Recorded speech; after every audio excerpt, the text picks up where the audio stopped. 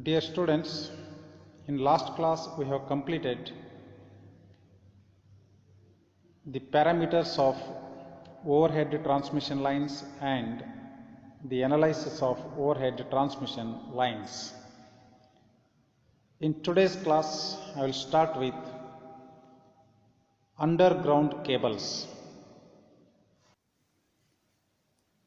Students, in last few chapters we learned that how the electrical energy is generated and transmitted over long distances at high voltages using overhead transmission lines. The electrical power can be transmitted and also distributed when the distances are short and the operating voltages are low using underground cables. Dear students, before we learn what are the cables, we will try to know what are the wires. Here on this table you can see 3 wires. First wire is having aluminum conductor and insulation. Second wire is having copper conductor and insulation. Third wire is having many copper conductors and insulation. So wire may be defined as insulated conductor. How a wire may be defined? A wire may be defined as insulated conductor, right? If we put together many wires, providing them protection against the environmental conditions where they are put in service, and also providing them with protection against mechanical injuries, then that unit, that assembly altogether is called as a cable. Now let us see how a cable appears.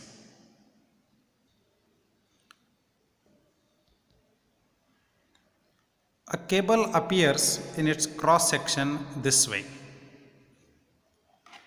Here you can see insulated conductors. It is like a wire here. First wire, second wire, third wire, fourth wire. Each wire is insulated from other wire. If you look at the cross sections of all the 4 wires, a small wire inside has got half the cross section of these 3 large wires. Because of that, this cable is called as 3½ cable. This cable is called as 3½ cable. Here you can see metal strips arranged in circular fashion. These metal strips together are called as armor.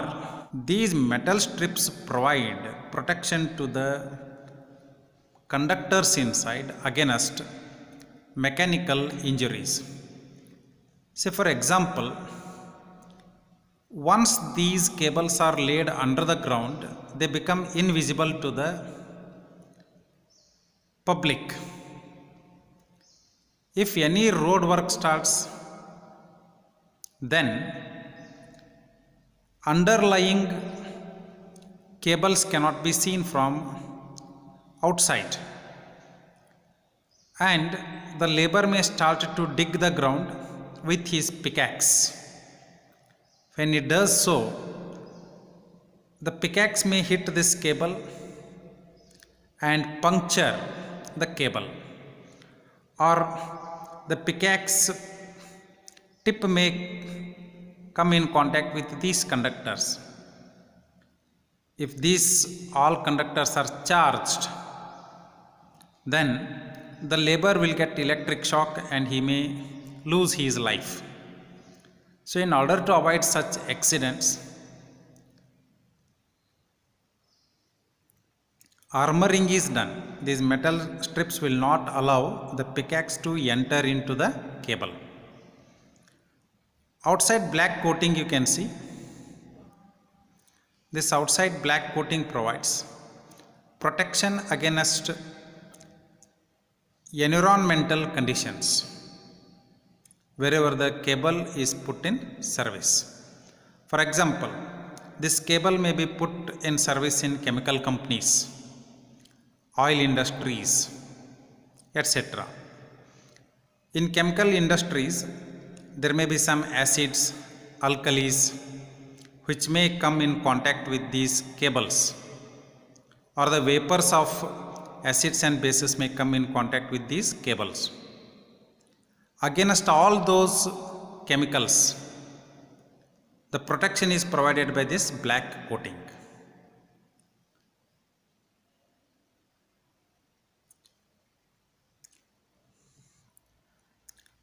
If this half-sized wire is missing, then only these three wires will be there inside with equal cross-sectional area. Then the cable will be called as 3-core cable. One such sample I will show you here now. Now what you are seeing here is a 3-core cable. This is one wire, this is wire number 1, wire number 2, and this is wire number 3. Again, around all these conductors in wire 1 you can see insulating material. Here also you can see insulating material, and here also you can see insulating material. Like in last cable, that is 3.5 cable, you can see here armoring done. There is armoring done, and this outer black coating is just like the black coating that was there in 3.5 cable. It provides protection against environmental conditions in which this cable is put in service.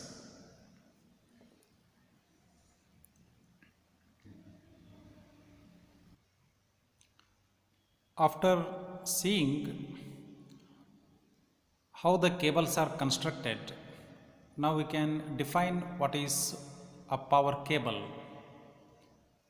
Power cable is an assembly of one or more individually insulated electrical conductors, usually held together with an overall sheath. Now we will have here a brief comparison of overhead lines and cables. In case of overhead lines, inductance is more predominant, and in case of cables, capacitance is more predominant. In last chapter only we have derived expression for inductance of a conductor due to internal flux linkage, external flux linkage, and the conductors placed nearby. About capacitance of cables we will be studying in this chapter. In case of overhead lines, the charging current is less, whereas in case of cables, charging current is more because of high value of capacitance. Overhead lines are made up of aluminum conductors, therefore their cost is less, whereas most of the cables are made up of copper conductors, therefore cost is more. Cost of installation of overhead lines is more due to the transmission towers and the string insulators, etc., whereas the cost of installation of cables is less. we must know why the cables are preferred over overhead transmission lines in some of the places. Cables are preferred over overhead transmission lines due to public safety. In cities, in industries, in commercial areas, if we go in for overhead transmission lines, then the life of public will be at risk. In such places, underground cables are preferred. And scenic beauty is also very important. Usually, overhead transmission lines and distribution lines spoil the beauty of cities. Therefore, if scenic beauty of a city becomes very important, then underground cables will be preferred. For example, now India is going for converting many of the cities into smart cities.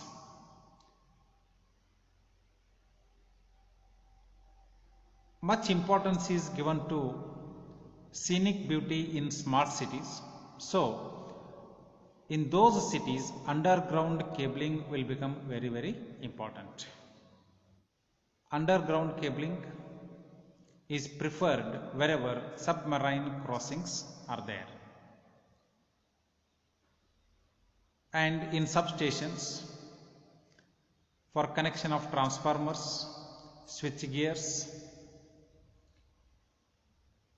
instrument transformers, etc., the underground cables are preferred.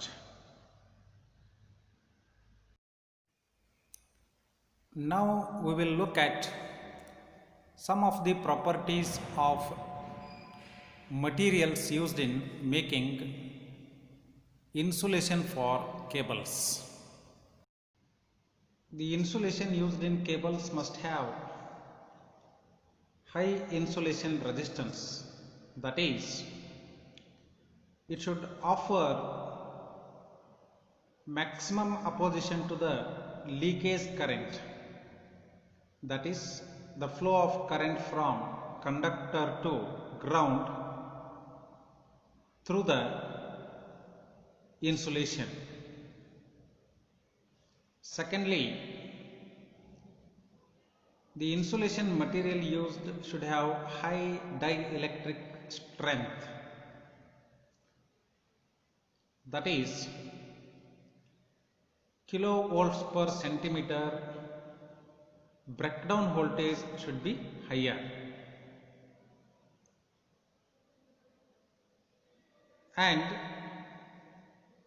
the insulation material should also possess good mechanical properties such as elasticity and tenacity. Elasticity means what? Elasticity means the property of a material to change the shape when force is applied and to regain the shape when force is removed. Tenacity means it is the property of material to have a good grip over other material. In cables, this property is very important because through the insulating material, conductors are passed, and those conductors must be there in their place. They will be there in their place only if tenacity is good. Otherwise, they will slip from the insulation material and come out. Insulation material should have immunity to chemical attacks over wide range of temperatures. That is from low to higher temperature of operation. If chemicals come in contact with insulation material, the insulation material should retain its insulation properties. Also, it should not be physically damaged. Insulation material should be non-hygroscopic. That means it should not have pores on its surface to absorb moisture. Insulation material should be low cost. That means it should be available at lower price, easy to manufacture, handle and install. Insulator should have reasonably long life, because if insulation fails, entire cable has to be replaced. They should also have sufficiently low thermal resistivity.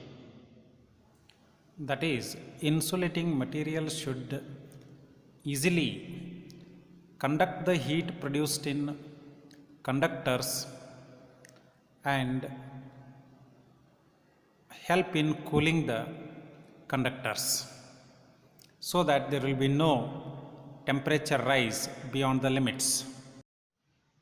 Insulation material should also have low relative permittivity and less tangent angle when used in AC cables. The lesser tangent angle reduces the dielectric losses that occur in cables, whereas low relative permittivity reduces the capacitance of the cable, and hence it helps in reducing the charging current. Now let us look at some of the materials used for insulation. We should know that all the materials used in making insulation will not be having all the required properties. So we have to select the material used in making insulation according to our requirement. Now let us have a look at some of the insulating materials and their properties. First one is vulcanized rubber. It has high dielectric strength and resistance to moisture absorption, because in vulcanizing the rubber, that is ordinary rubber, sulfur is used, which gives it the higher dielectric strength and resistance to moisture absorption. If moisture absorption is less, then insulator will not fail easily, or its dielectric strength automatically increases. The ordinary rubber is not too elastic, but a vulcanized rubber is elastic and resilient. Resilience is the property of material to get back its shape when it is bent. Applications: low voltage such as houses, buildings, factories, etc. In houses, the voltage rating is about 230 to 240. In buildings also it is about 230 to 240. And in factories and in some of the buildings like apartments and all, three-phase supply of 440 volt is used. But wherever required, single phase voltage is only used. There also vulcanized rubber cables are used. Next type of material used in making insulators is varnished cambric. A cotton cloth impregnated and coated with varnish. Varnish means oil with petroleum bitumen added. This oil with petroleum bitumen added will be taken in a container, and in that the cotton cloth will be dipped, and such a cloth which is dipped in oil with petroleum bitumen added is called as varnished cambric. The dielectric strength is about 40 kV per centimeter. That means if you take varnished cambric of 1 centimeter thickness, it can withstand 40 kilovolt potential difference. If we take 2 centimeter thickness, if we take varnished cambric of 2 centimeter thickness, it can withstand 80 kilovolt. It can withstand 80 kilovolt and so on. It provides lubrication between the conductors to slide easily when cable is bent. See, usually when we lay the cables under the ground, there will be curves, there will be turns where the cable has to be bent. So when cable is bent, inside conductors must slide over one another. If we make use of varnished cambric on the conductor surface, then they can easily slide over one another. In other words, this varnished cambric gives lubrication between the conductors. Next type of material that is used in making insulators is polyvinyl chloride. It is a polymer. I hope you all know that polymers are made up of monomers, and monomers are obtained by petroleum byproducts. It is a polymer and made from acetylene during polymerization process. Different grades such as hard grade, heat resistant, general purpose type, etc. are possible. While making PVC insulators, a material called as plasticizer is used, which gives certain properties to the PVC material, and those properties are hardness, resistance to heat conductance, etc. So by varying the quantity of plasticizer added to mixture while making the PVC, hardness and heat resistance property can be changed.